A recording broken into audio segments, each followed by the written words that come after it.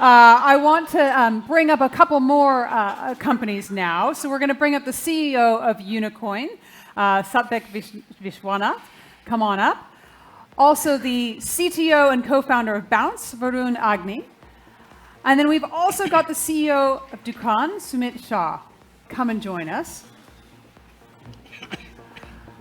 Welcome. This will be a hard act to follow.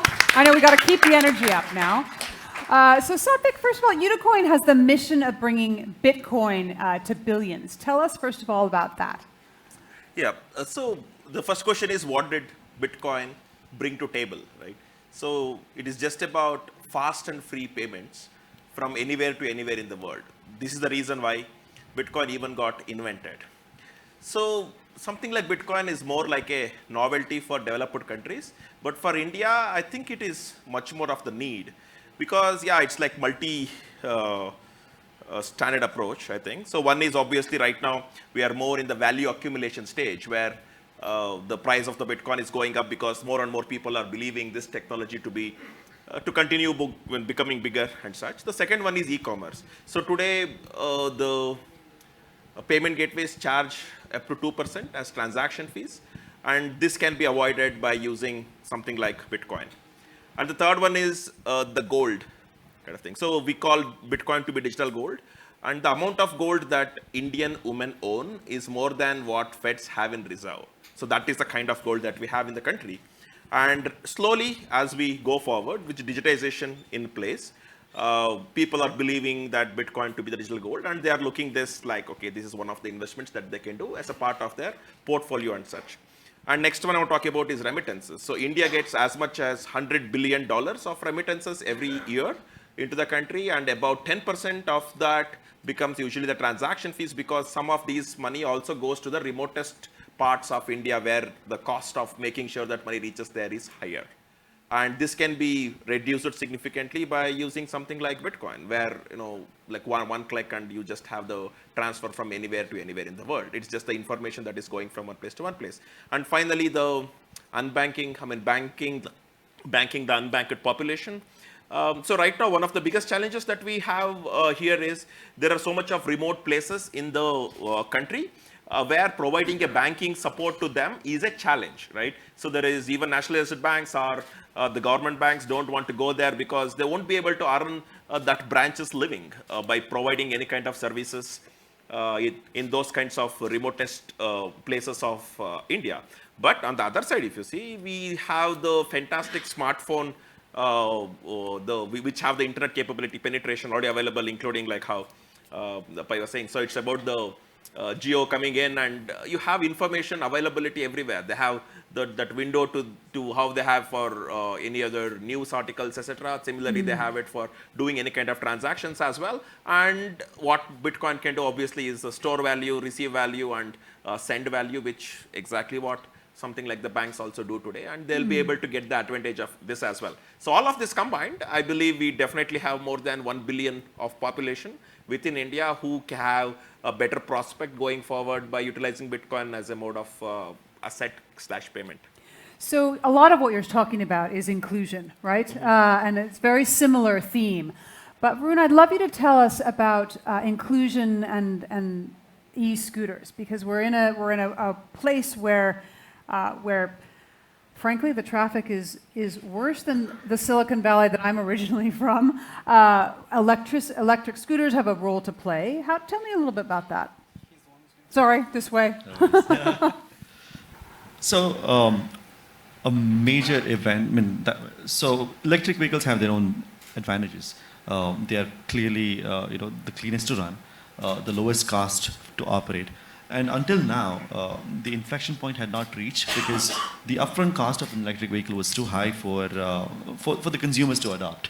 And some of the major steps that have been taken by the Indian government is to reduce that upfront cost. So there's the FAME 2 regulation has brought in a lot of incentives and to make the green to make the green electric scooter more palatable for the Indian consumer.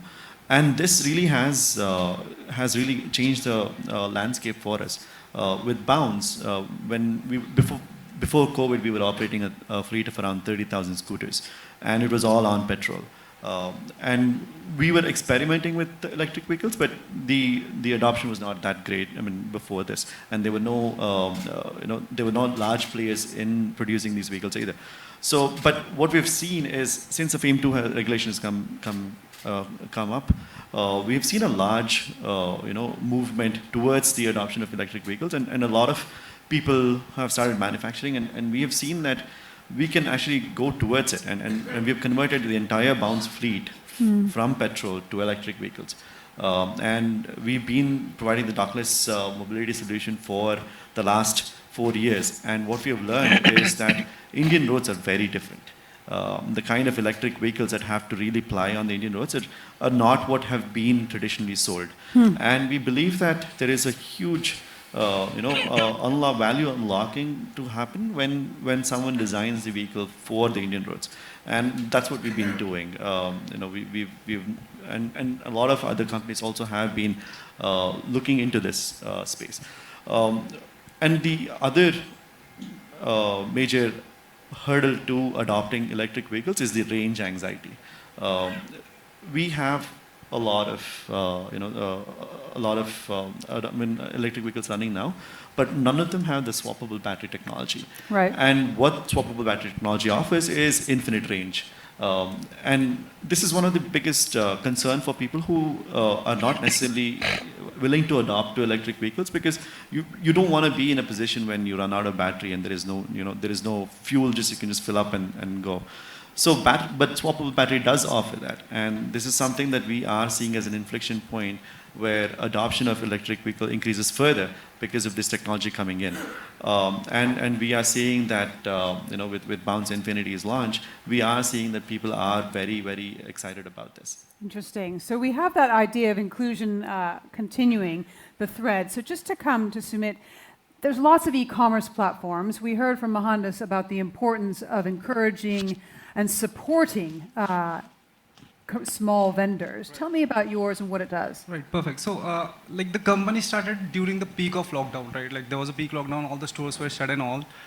So I personally try to set up my store using mobile phone because that's what Indian businesses use.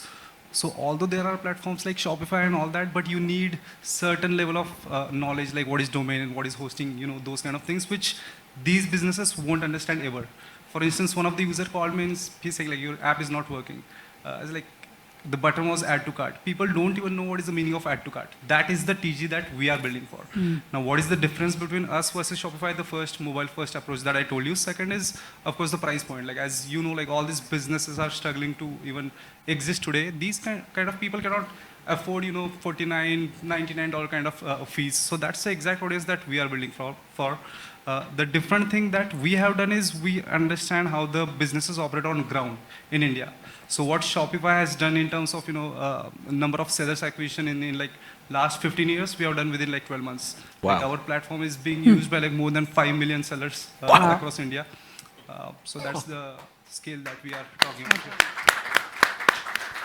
So I want to compare this Silicon Valley to the one that I'm from, and I'm too young to be a hippie, but there has been discussion in the Bay Area where I'm from that part of the reason of the success of the Bay Area, of Silicon Valley, is because that open-minded culture that was created from the hippies and beyond embraced the open source movement, the sharing of our ideas. So if Silicon Valley in California has the hippies, what does Bengaluru have? Open source in everything in which you live. See, what we need to understand is our culture. Our culture is open source. Because in our culture, there is no dogma. We don't have to obey one law, one religion, blah, blah, blah. He can do what he wants, he can do what he wants, I do what I want, she do what she wants, Meena, she does whatever she wants in Delhi. And we all part of the same community. So we have utmost freedom, we have no dogma, no set of rigid rules to hold us. So we are free thinkers. By nature, we are free thinkers. In the US, you require the hippies to break away from the stranglehold of the World War II post-war crowd, which used to send young people to go fight a war, while the old people stayed back and had a great time writing peace treaties, right? I mean, 60 million people died in the war, right? Yeah. And so the hippies came as a revolutionary counterculture. Now, our counterculture is so widespread. I'm being honest with you, because that is the reason why innovation, jugaad, everything will flourish in this country. Because you need an open culture which is not rigid, which is not fixed. And we have open source. And he's doing open source, he's doing open source, they're doing open source. And the biggest threat to a Microsoft or a Oracle, everything, is going to be the regime here. If you look at open source technology, one of the largest adopters are Indians. Right? Yeah, sure. Why is that? Because, they think open source. Sunit, did you want to add something to I that? think like the Bangalore does have hippies who can code, which and they're like much cheaper as compared to Valley. Like that's the or like the companies like Freshworks who put India on like global map. Why that was possible? Because like we are building tech in India. Our costs are like already 1/10 of the world. So yeah, I think Bangalore has hippies who can code much better than Valley code. Yeah, lot of startup founders in Silicon Valley say that like because you're in India, it's a crime. Like I'm asking like what? Because of the cost that we will be able to hire engineers here to do something which is like at 1/10, and that gives us usually at least 4 times more runway for a particular amount of money. How long as will that compared to last, do you think? How long do you think that cost differential will last? I think because of the population that we have here and the cost of education, cost of living, I mean, I'll definitely foresee that to last for more than a decade. Plus new batches coming like every single year. Yeah. And let's not forget the filter coffee. That opens up mind too. The what does? The filter coffee. I want to make a statement here. If you look at the gig workers in India, enormous number. You see, for the last 15 years, we had a large number of women enter the technology force. They are 40% of the population in technology. So many of them are left for family reasons. Now, because of the gig platform, they're all coming back to work. So the market is expanding exponentially, and I don't share his optimism about cost, because I think by 2025, we'll have all the people here, 2 million people being hired in technology and startups every single year, and that is a bit of a stretch. So then we're going to charge the world more for our services. Okay. Yeah, that is true on one side, but on the other side, like you said, these developed countries are not open to taking up Indians as many of them are willing to go, which means there are only like a very small portion of Indians who can actually go and settle there. And for the remaining, it's still what matters is what is India paying them, right? So Let they me cannot give some compare with data. the salaries of US. Let me give you some data. In IITs, about 15 years ago, 70% went abroad for masters and stayed back. That's why we Satya Nadella and all those great guys. But today, only 10% is going overseas. They're all starting the startups. Yeah. They're not going overseas because life in India is extremely comfortable. If you earn $50,000 in India, you have a big bungalow, a car, 3 people working for you. Your wife is happy if you're married because she's got a car. Or your everything. husband's happy. Husband is happy, exactly. Husband is happy. So Happy everybody is International happy. Women's Day No, for we got to tomorrow. be, yes. I mean, Meenakshi is here. Sorry, Meenakshi. She'll bash me up. Tell me about how easy it is to start a business. Just on that point, we've got the honourable minister here. Sadly, she doesn't have a mic. She can't respond to anything that's being said. But what would you like to see even better? So one thing is for certain, like when we have the culture of failing fast and failing quick, failing cheap, and that has really been easy here in India. We've tried, like we get opportunities, and it's very easy to start something new. And try it out. You quickly find out whether there's a product market fit or not, and again try again. Either double down on it or try again. So I guess this is great about Bangalore, and we definitely should be encouraging more of this. And I think cost of starting a company or even just starting a firm is pretty low enough.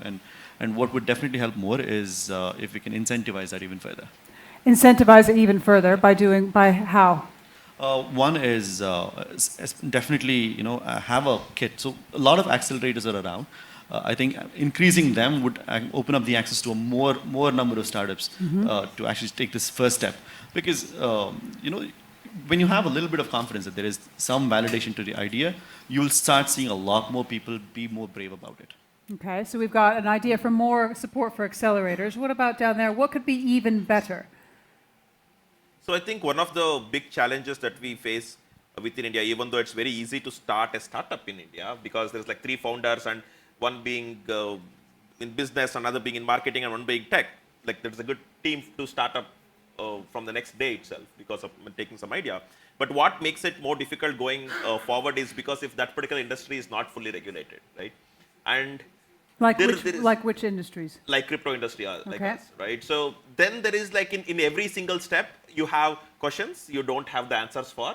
You have to do your best judgment, and you have to keep going forward and face it when the issue comes up.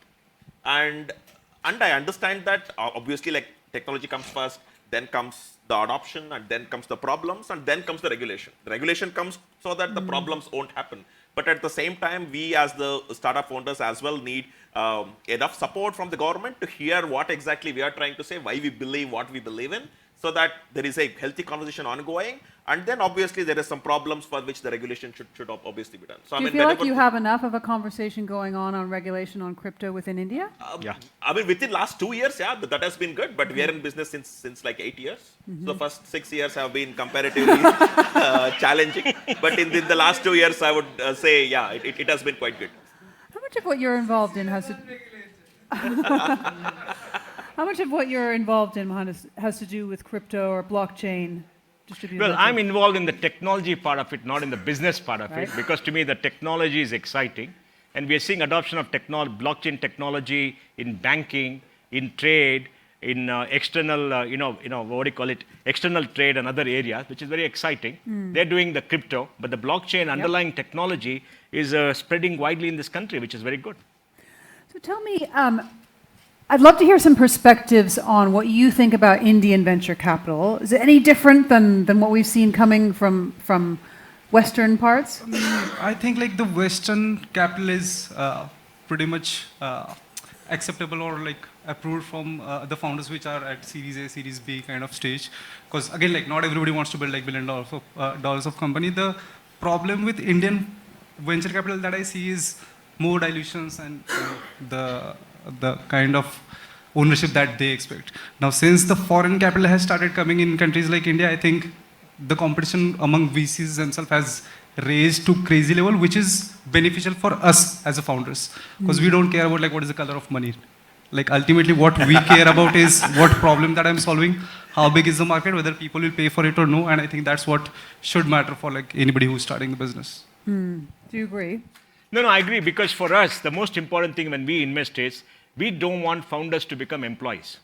We don't want them dilute too much. You're investing in a startup because of the founders who are extraordinary entrepreneurs. We don't want them to dilute so much they become entrepreneurs. Then they ask the question, why am I working? For whom am I working? That's why he should have a 50-60% stake, he should have a 70% stake, he should have 50% stake when they become multi-unicorn status, 5 billion, 10 billion. So they all become billionaires and laugh all the way to the bank, and we make money along with them. So, Indians try to squeeze them. Now they're not, because, they try to bargain, that. And now with the foreign capital coming in, it's slightly become much better. But if you're a smart VC, you would make sure that you don't dilute the founders too much, take them on your side, because you're going on their backs to make money. Right. What do you think the main challenges, the main roadblocks are to you becoming a hectacorn, for example?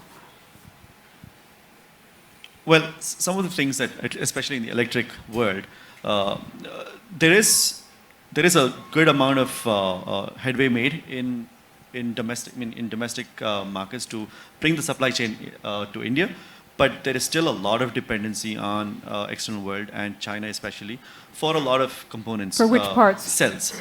The lithium-ion cells is something that we are very dependent on China for. Battery packs get manufactured here. We are doing that here. But the cells themselves, they come from China. There are the motors. There are the permanent magnets in the motors. There are rare earth metals. You don't get them anywhere. There is definitely a dependency on supply chain from that. And we definitely have to up our game in terms of research and development. And get a lot of the supply chain into India, make it more indigenous.